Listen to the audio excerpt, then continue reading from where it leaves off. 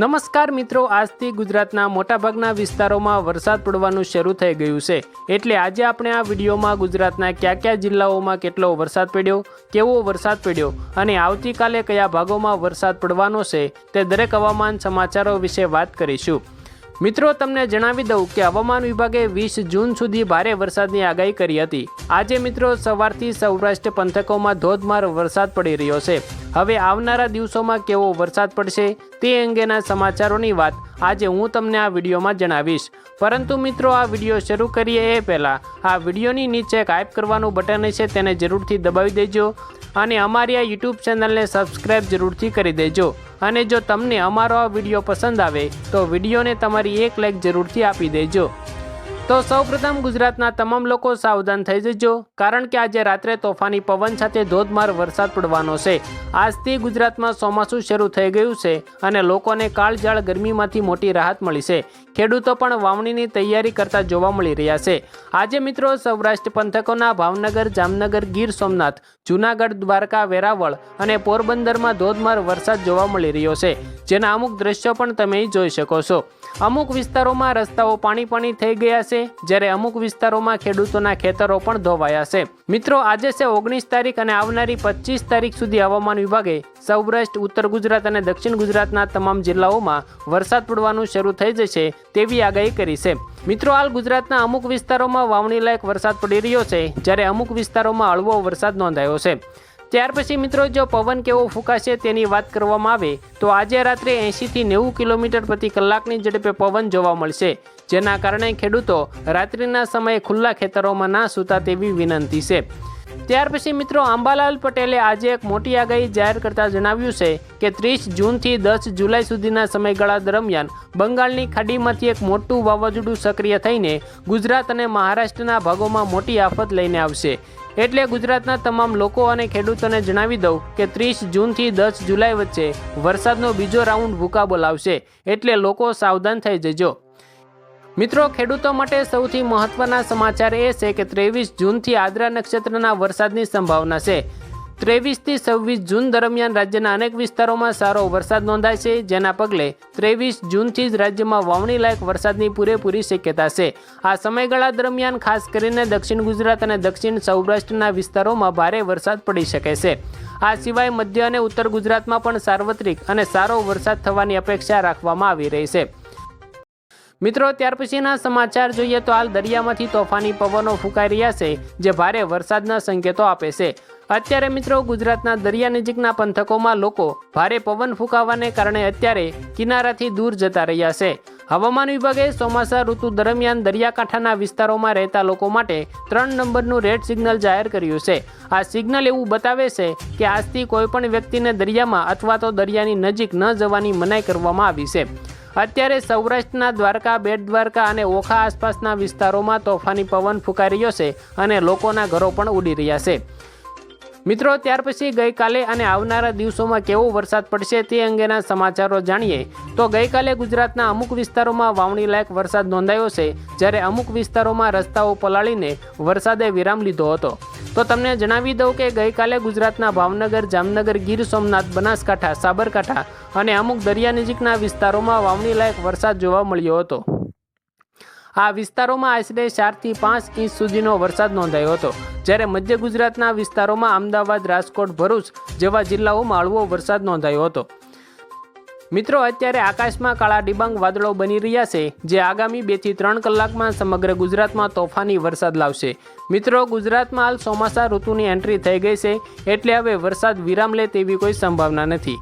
જૂન મહિનો અડધો અને જુલાઈ મહિનો આખો ગુજરાતમાં ભારે વરસાદ લાવશે। અત્યારે ગુજરાતમાં ચોમાસા ઋતુના વરસાદનો પહેલો રાઉન્ડ શરૂ થઈ ગયો છે, જે વાવણી માટે સારો નહીં હોય, પરંતુ 25 જૂનથી વાવાઝોડા સાથે વરસાદનો બીજો રાઉન્ડ શરૂ થશે, જેમાં બંગાળની ખાડી અને ગુજરાતના અરબ સાગરમાંથી વાવાઝોડા ફૂંકાશે અને ગુજરાતમાં ભારે તોફાની વરસાદ શરૂ કરશે। એટલે મિત્રો, ગુજરાતમાં 25 જૂનથી ખેડૂતોના ખેતરો ધોવાશે, અમુક ગામડાઓમાં પાણી ભરાઈ શકે છે અને અમુક નદી નાળામાં પૂર આવે તેવી પણ સંભાવના છે। એટલે ગુજરાતના તમામ લોકો 25 તારીખ પછી સાવધાન થઈ જજો। ત્યાર પછી મિત્રો આજની જો વાત કરવામાં આવે તો આજે સૌરાષ્ટ્ર પંથકોમાં આવેલા તમામ જિલ્લાઓમાં ધોધમાર વરસાદ પડવાની સંભાવના છે, કારણ કે આજે સવારથી આકાશ કાળું ડિબાંગ જોવા મળી રહ્યું છે અને ભારે બફારો પણ થઈ રહ્યો છે, એટલે આજે બપોરે અથવા રાત્રિ સુધીમાં ભારે વરસાદ પડી શકે છે। અત્યારે સૌરાષ્ટ્રના વેરાવળ આસપાસના દરિયા કિનારે ભારે તોફાન જોવા મળી રહ્યું છે, જેના કારણે આજે હવામાન વિભાગે દરિયાઈ પટ્ટીમાં આવેલા તમામ વિસ્તારોમાં NDRFની ટીમો તૈનાત કરવામાં આવી છે, જે લોકોને સુરક્ષા જાળવશે અને ભારે વરસાદથી લોકોને સાવચેત કરશે। મિત્રો ત્યાર પછીના સૌથી અગત્યના સમાચાર ઉપર એક નજર કરીએ તો મિત્રો ગુજરાતમાં લાંબા સમયની ઉકળાટ અને બફારા બાદ અંતે મેઘરાજાએ પ્રચંડ એન્ટ્રી કરી છે। રાજ્યમાં છેલ્લા 24 કલાકમાં ઉત્તર અને મધ્ય ગુજરાતના 62 તાલુકાઓમાં સાર્વત્રિક વરસાદ નોંધાયો છે। સૌથી વધારે મહીસાગરના બાલાસિનોરમાં 6.5 ઇંચ જેટલો વરસાદ ખાબકતા સમગ્ર પંથક પાણી થઈ ગયો છે। આ સિવાય ભિલોડામાં 2.9 ઇંચ, સતલાસણામાં 2.8 ઇંચ અને ધનસુરામાં 2.6 ઇંચ વરસાદ નોંધાયો છે। સિઝનના પ્રથમ ધમાકેદાર વરસાદથી લોકોને ગરમીમાંથી મોટી રાહત મળી છે અને ધરતીપુત્રોમાં ખુશીનો માહોલ પણ જોવા મળી રહ્યો છે। ત્યાર પછી મિત્રો વાવ, થરાદ, લાખણી અને દિયોદર સહિતના સરહદી વિસ્તારોમાં લાંબા સમયથી વરસાદ ખેંચાતા ખેડૂતો ચિંતિત હતા, પરંતુ રાત્રિ દરમિયાન મેઘમહેર થતાં ખેડૂતોમાં નવી આશા જાગી છે। લાખણીના કુડા, મોરલ, વાસણ ગામોમાં ધીમી ધારે અમૃત વર્ષા થઈ હતી। બીજી તરફ સાબરકાંઠાના ઈડર, હિંમતનગર, કાંકરોલ, કંપા અને હડિયોલમાં વીજળીના ચમકારા સાથે વરસાદ તૂટી પડ્યો હતો। મિત્રો ત્યાર પછી વાત કરીએ તો અમીરગઢ પંથકમાં મોડી રાત્રે ભારે પવન સાથે 3 કલાક સુધી તોફાની વરસાદ નોંધાયો હતો, જેના કારણે ઇકબાલગઢ અંડરબ્રિજમાં પાણી ભરાઈ ગયું હતું અને શાળાએ જતા બાળકો મુશ્કેલીમાં મુકાયા હતા। અનેક જગ્યાએ મિત્રો હોર્ડિંગ્સ અને વૃક્ષો જમીનદોસ્ત થયા હતા। ખેરાલુ અને સતલાસણા પંથકમાં પણ ભારે પવનના કારણે ગ્રામ્ય વિસ્તારોમાં વીજ પુરવઠો પણ ખોરવાયો હતો। વરસાદના કારણે ખેડૂતોનો તૈયાર બાજરીનો પાક પલળી જતા ખેડૂતોની ચિંતામાં પણ વધારો થયો હતો। મિત્રો ત્યાર પછીના સમાચાર જોઈએ તો હાલ ગુજરાતની ઉપર પાકિસ્તાન વિસ્તારોમાં ભારે વરસાદી વાવાઝોડા સક્રિય જોવા મળી રહ્યા છે, જેની મોટી અસર અત્યારે ગુજરાત ઉપર પણ જોવા મળી રહી છે। આ વાવાઝોડાને કારણે આગામી 2 દિવસ સુધી ધોધમાર વરસાદ પડવાની સંભાવના છે। હાલ મિત્રો તમે વેધર એપ્લિકેશનમાં જોઈ શકો છો કે દરિયામાં અત્યારે એક પછી એક વાવાઝોડા સક્રિય થઈ રહ્યા છે, જેના કારણે ગુજરાતમાં હવે વરસાદ ભૂકા બોલાવશે। મિત્રો આ વંટોળના કારણે ગુજરાતમાં રાત્રિના સમયે તોફાની પવન ફૂંકાશે અને વરસાદ પણ ભૂકા બોલાવશે।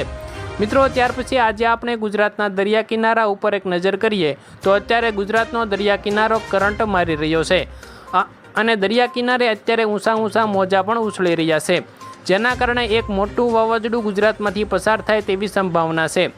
મિત્રો ગુજરાતમાં 30 જૂનથી 10 જુલાઈની વચ્ચે તોફાની પવન ફૂંકાવાનું શરૂ થશે અને અમુક વિસ્તારોમાં વાવાઝોડાને કારણે હોનારત આવે તેવી પણ સંભાવના છે, એટલે ગુજરાતમાં હવે આગામી 7 દિવસ સુધી વરસાદ તાંડવ કરશે, જેના કારણે અત્યારે હવામાન વિભાગે દરિયા કિનારે રેડ સિગ્નલ મૂકવામાં આવ્યું છે। મિત્રો ત્યાર પછી વાત કરીએ તો આજે રાત્રે સૌરાષ્ટ્રના દરિયા કિનારે મોટું તોફાન આવી શકે છે અને વરસાદ પણ ધોધમાર જોવા મળશે। અત્યારે મિત્રો ગુજરાતના દરિયા કિનારે પૂર્વથી પશ્ચિમ બાજુના તોફાની પવનો ફૂંકાઈ રહ્યા છે, એટલે પશ્ચિમ બાજુમાં બંગાળની ખાડીમાંથી મોટું વાવાઝોડું ગુજરાતમાં ટકરાય તેવી સંભાવનાઓ અત્યારે જોવા મળી રહી છે। તો આભાર મિત્રો, આજે આપણે ગુજરાતના કેટલાક મહત્વના હવામાન સમાચારો વિશે વાત કરી। જો તમને અમારો આ વિડીયો પસંદ આવ્યો હોય તો તમને વિનંતી છે કે આ વિડીયોને એક લાઇક તમારી જરૂરથી કરી દેજો અને મિત્રો જો તમે દરરોજ આવા હવામાન સમાચારો અને વરસાદના દરરોજ તાજા સમાચારની જાણકારી મેળવવા માંગો છો તો અમારી આ યુટ્યુબ ચેનલને પણ સબસ્ક્રાઈબ જરૂરથી કરી દેજો।